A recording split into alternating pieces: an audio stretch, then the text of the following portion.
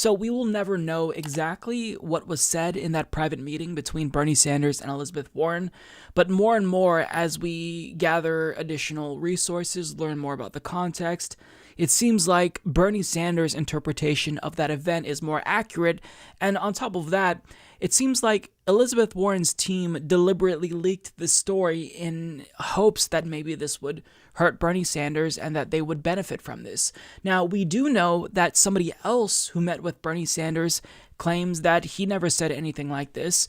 Tulsi Gabbard tweeted out, "I also met with Bernie Sanders before announcing my candidacy. We had a nice one-on-one conversation and I informed him that I would be running for president. In that meeting, he showed me the greatest respect and encouragement, just as he always has." So there's that. And additionally, the Washington Post published an article where I don't know if they talked to a new source, but they give us more context that sheds light on what Bernie Sanders might have said.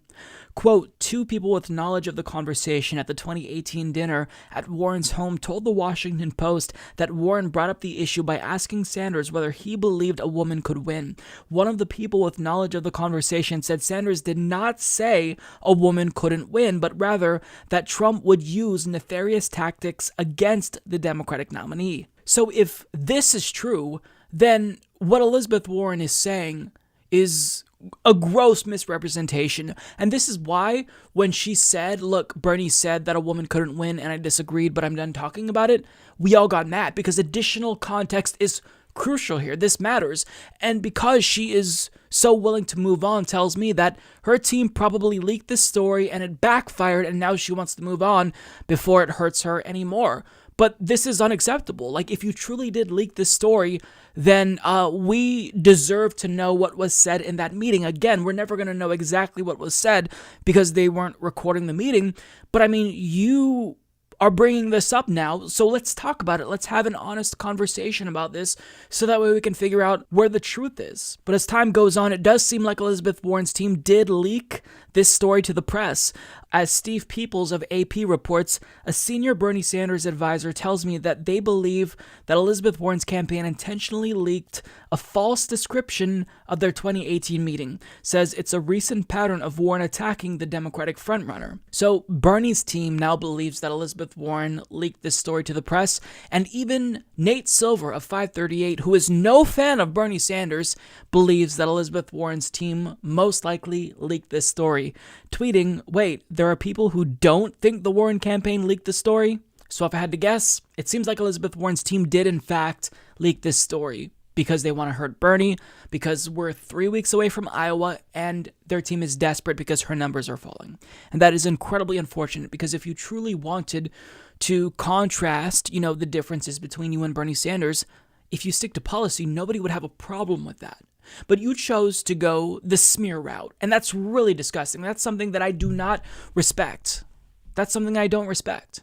Because sexism in politics is an incredibly important issue, and if Bernie Sanders talked about the, prevalence of sexism and how it's a real issue, and you misconstrued what he said to suit your own political narrative, that's really disgusting, and it seems like that's the case. So I just don't see why Bernie Sanders would lie about this. It's clear that Elizabeth Warren leaked this story because she had the most to gain here, and when you take into consideration Sean King's sources, if we can accept what he's saying as truth, that, she admitted that she embellished what Bernie Sanders had said, then it really doesn't look good for Elizabeth Warren. Now look, I don't know if this is going to hurt Bernie overall, but I do know that it's not going to help Elizabeth Warren, although it may benefit one candidate, Joe Biden. And let me remind you that he is currently the front runner.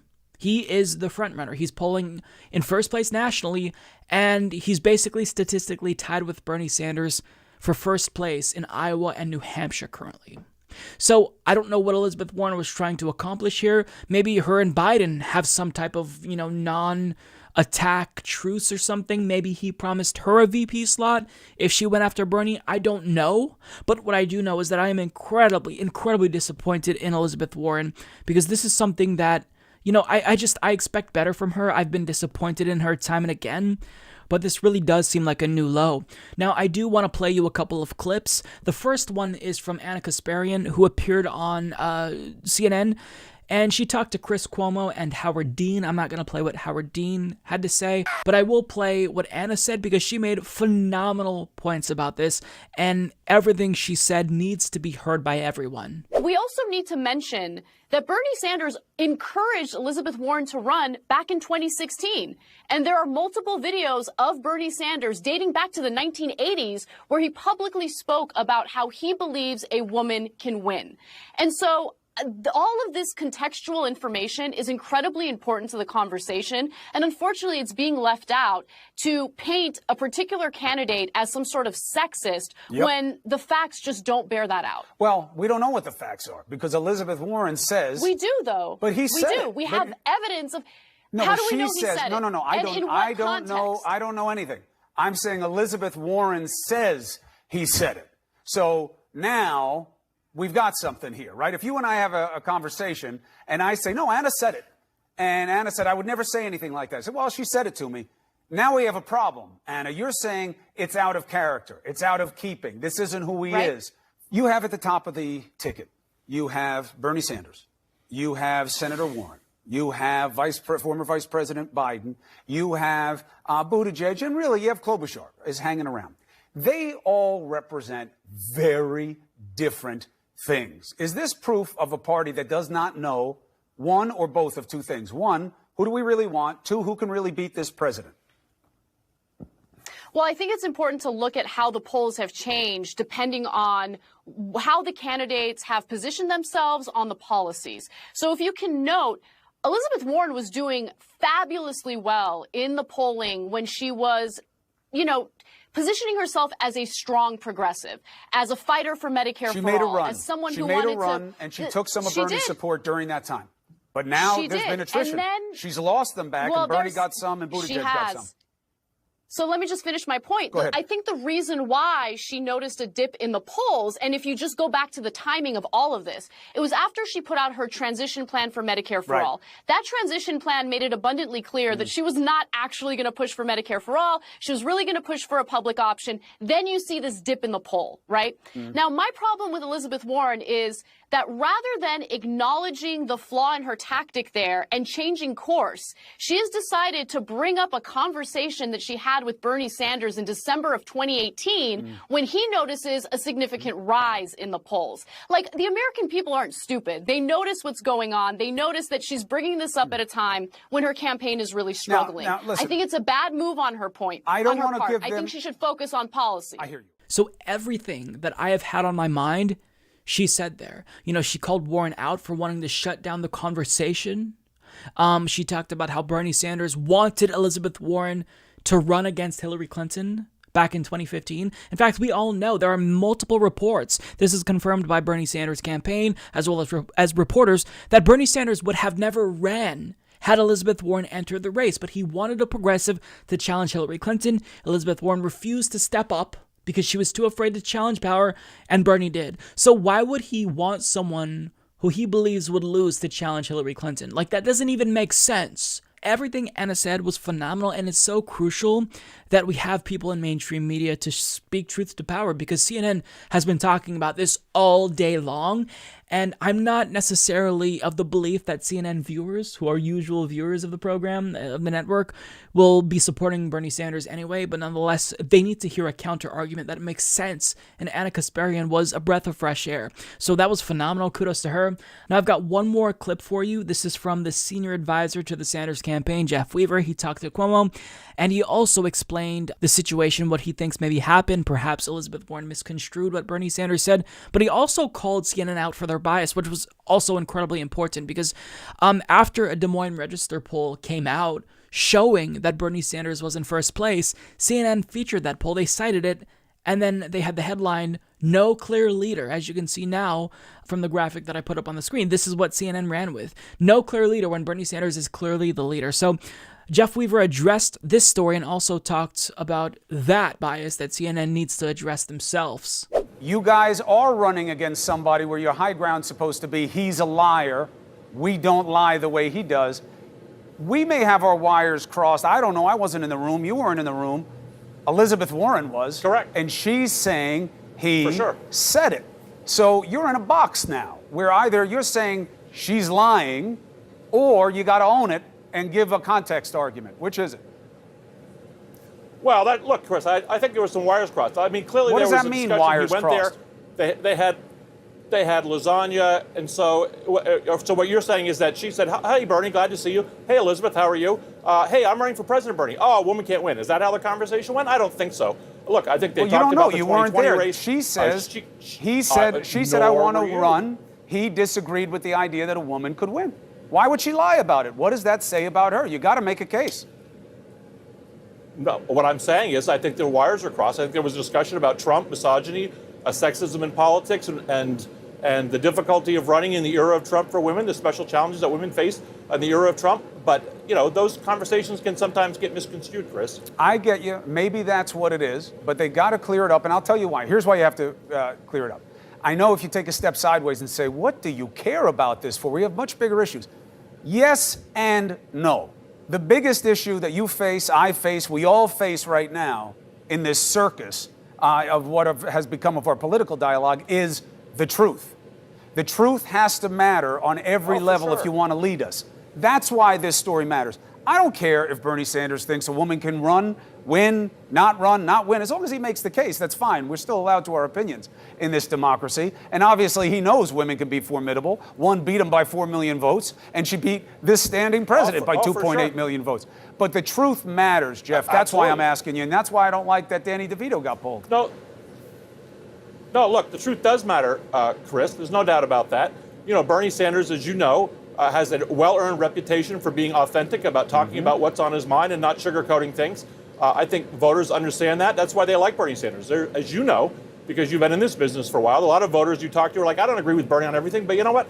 The guy says the way he sees it. He's honest. He doesn't sugarcoat it. He's not calculating. And I think folks have to weigh that. The truth of the matter is they had a meeting, a one-on-one meeting, and as I said, I think it's fairly likely, based on what I know, that the wires got crossed. It is unfortunate that a year after the meeting, frankly, that this was sort of leaked out, dumped out by folks who weren't at the meeting. You got to ask some questions about that, given that it's 3 weeks before the Iowa caucus.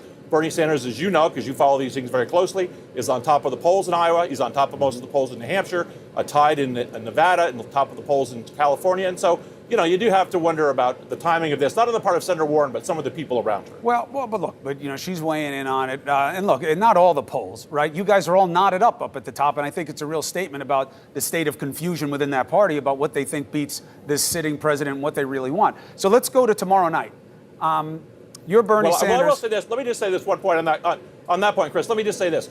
Only when it's Bernie Sanders ahead by 3 does CNN run a banner that says unclear who's leading. If Joe Biden was leading by 3, don't that's do not that how to me, it Jeff. works. But anyway, Jeff, hold on. No, but that's true, Chris. Come on. No, it's not true. We know that's and just to be clear, you're within the margin of error right now, which is fine. That's my point about the whole top of the ticket. I've said it to you. I've said it many times. But let's just be clear here. Let's put our cards on the table. You know me well, brother. I was on New Day talking to Bernie Sanders before he was even in the race saying, hey, you're so big on these ideas. They're such big ideas. Why don't you run if you want your voice? And he said, nobody wants to hear from Bernie Sanders about these things. So I have been someone who is a fan of Bernie Sanders' voice for a long time. Agreed. The reason why Chris Cuomo thinks that this is an important story is because, both Bernie Sanders and Elizabeth Warren call out Donald Trump for his repeated lies, rightfully so. But now we're in a situation where Bernie Sanders says one thing, Elizabeth Warren is saying another thing, and one of them is clearly lying. So what matters is the truth, right? They both claim to care about the truth, but yet one of them is lying. And it doesn't matter that Joe Biden boasted about how sexism isn't going to impact him since he's not a woman. What matters is that we need to figure out who's lying. Is it Bernie Sanders or Elizabeth Warren? I mean, that was incredibly sanctimonious of him. But if you're curious about who's telling the truth, well, most likely it's the person who didn't lie about his Native American heritage. She benefited off of this Native American heritage lie for I don't know how long, and then when activists called on her to speak out, when Standing Rock protesters were being brutalized by militarized police, she stayed silent. She was nowhere to be found and only spoke out after the story was long done, basically. So I mean, if you're gonna question who's more trustworthy, would you trust Bernie Sanders or Elizabeth Warren? I'll tell you this, there's a reason why I Trust Bernie was trending on Twitter while this story broke. There's a reason why Refund Warren, with thousands of people asking Act Blue to refund their donation of Elizabeth Warren on Twitter. It's because we all trust Bernie Sanders more than Elizabeth Warren, because if he said something, he would say, I said that, and then explain himself or admit, look, I've changed. I don't agree with that, right? He didn't deny when his weird college papers or whatever came out, the stories that he wrote. He just said, look, that was cringeworthy, it was stupid, and I don't agree with that. It was satirical writings, and I wish I didn't do that. Like, he has no reason to lie. He is known for being honest and trustworthy, and Elizabeth Warren has had times when she doesn't tell the truth, where she's unreliable, and we know that she's dipping in the polls, and she's getting desperate, right? She wants to save her failing campaign. So, I mean, I think it's obvious Bernie is the one who we can trust, who most people, I think, trust. But overall, I want people to remember that this is exactly what we expected would happen. It's probably the first of many attacks against Bernie Sanders.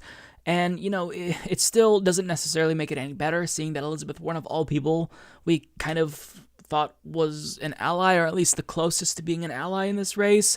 Nonetheless, you know, let's move on and keep our eye on the prize, and remember that Bernie Sanders is still polling extremely well. There's a new poll that shows that he's in first in California. In fact, he grew his lead, so we can win this. Let's try to let all of this just, you know, roll off of our back or shoulders, whatever the saying is, and let's move on, because it's not worth our time. Overall, this isn't going to help Elizabeth Warren. Will it hurt Bernie? I don't necessarily know, but it's not going to be, you know, a nail in his coffin or anything like that. I think he certainly can recover if this does hurt him. And I think that whoever is telling the truth at the end of the day, that's going to come out, at least to a large extent. We may never know exactly what was said. You know, we're not going to get a verbatim transcript, but I think that, you know, in the end, the truth will win out. And that's why I'm confident that Bernie Sanders, in the end, will emerge on top, in spite of this sad attempt by Elizabeth Warren to smear him.